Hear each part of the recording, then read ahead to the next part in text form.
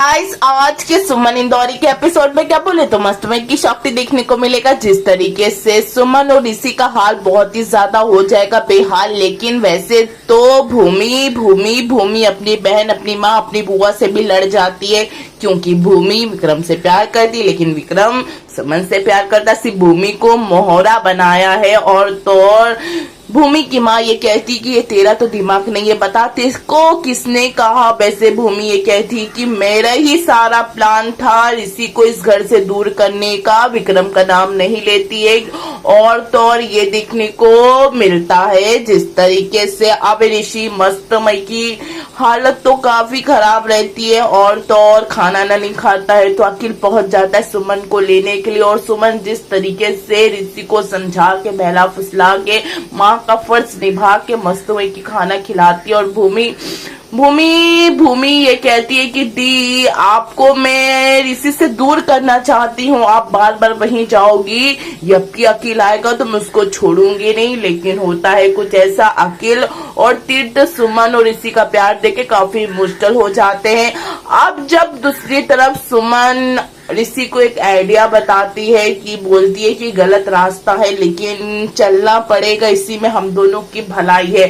अब अगले दिन ऋषि ड्रामा करता है कि मैं स्कूल नहीं जाऊंगा। दूर खड़ी सुमन सब कुछ देखती है।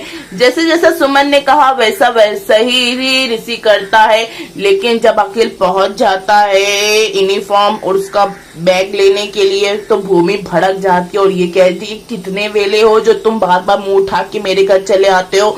तो क्या भूमि की बोलती अखिल बंद करता है और ये कहता है कि वेला हूं मैं खुद का, लेकिन तुम्हारा नहीं जो तुम्हारी फर्जी बात सुनूंगा।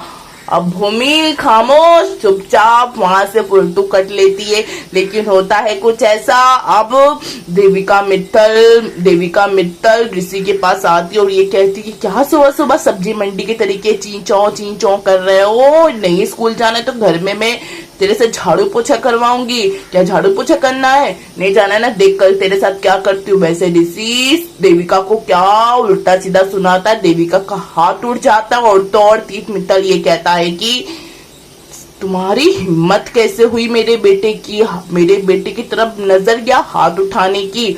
और तो और आज या फिर कभी भी दोबारा भी हाथ उठाने की सोचा भी ना तो ये याद रखना कि मैं नहीं रहूंगा, तुम्हारा हाथ तुम खुद ही तोड़ लेना।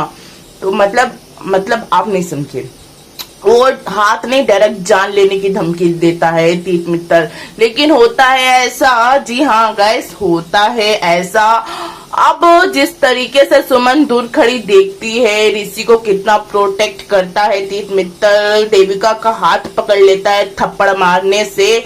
और तो सुमन तो सामने आने वाली रहती, लेकिन ऋषि और सुमन को तीर्थ पे भरोसा होने लगता है। तो गाइस ये देखने को मिलता है पूरा, मगर देविका क्यों उड़ जाते हो जब वो सुमन को देखती है छुप छुपा के सारा माजरा देखते हुए। तो देविका समझ जाती है कि ये सब सुमन की चाल है, ये सब सुमन की चाल है।